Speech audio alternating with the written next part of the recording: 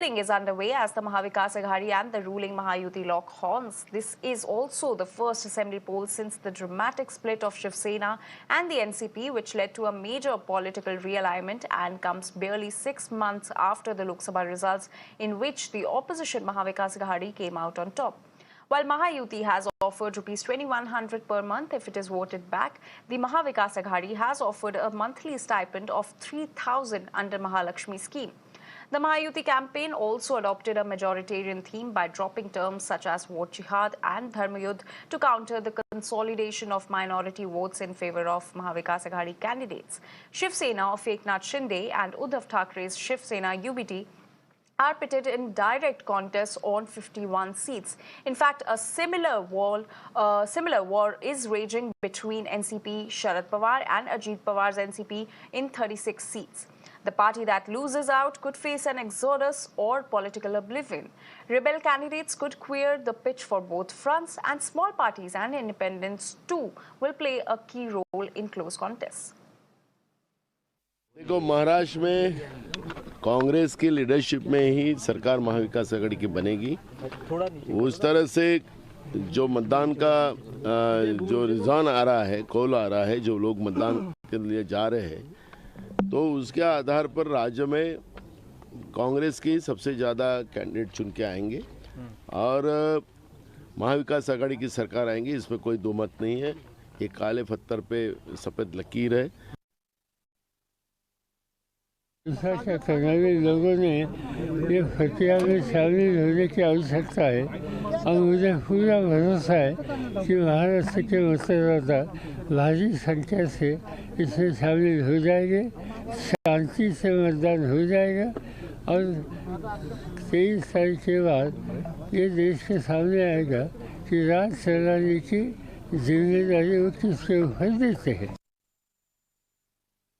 मैंने जो 5 साल में काम किया है, आगे जो मैं बारामती के लिए करना चाहता हूँ, आगे जो महाराष्ट्र के लिए मैं करना चाहता हूँ, क्या हमारा विजन है, क्या हमारा मैनिफेस्टो है, वो सब बताने की कोशिश पूरे महाराष्ट्र में भी मैंने की है। जहाँ हमारे कैंडिडेट महायुति के थे वहाँ जाके, और मेरे बारामती में भी मैंने, मुझे विश्वास है बारामती के लोग मुझे बहुत अच्छे डिफरेंस से, अच्छे मार्जिन से जिता के देंगे।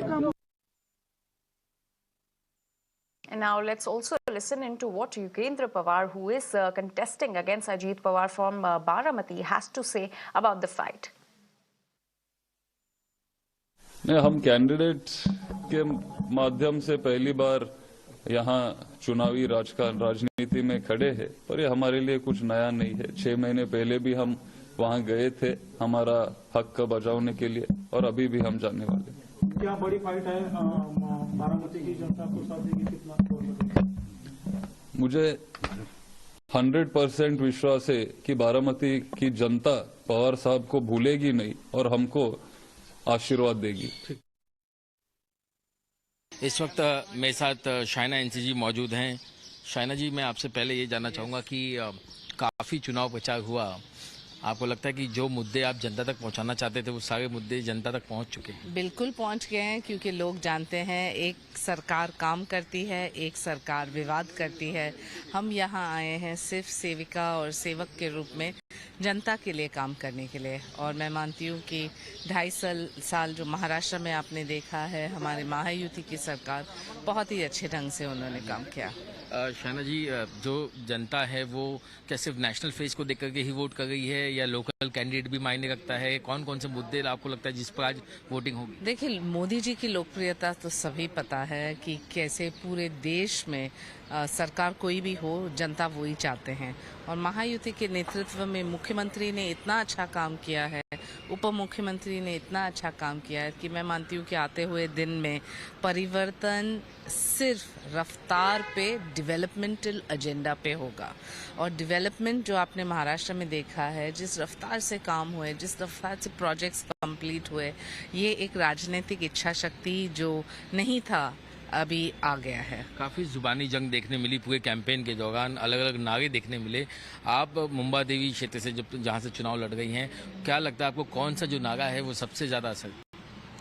मुझे लगता है कि लाडकी बहना योजना बहुत सारे महिलाओं को ना सिर्फ प्रेरित करती है, लेकिन उनको एक मौका भी मिला है आत्मनिर्भर होने के लिए। तो महिला का तो है ही। युवाओं की बात करें तो इतने सारे स्कीम्स जहां इंटर्नशिप हो, स्टाइपेंड हो, और वहां बहुत सारे योगदान मिला है। जहां तक किसान का सवाल है तो आपको पता है किसान निधि का जो और MSP को लेके जो सरकार ने काम की है।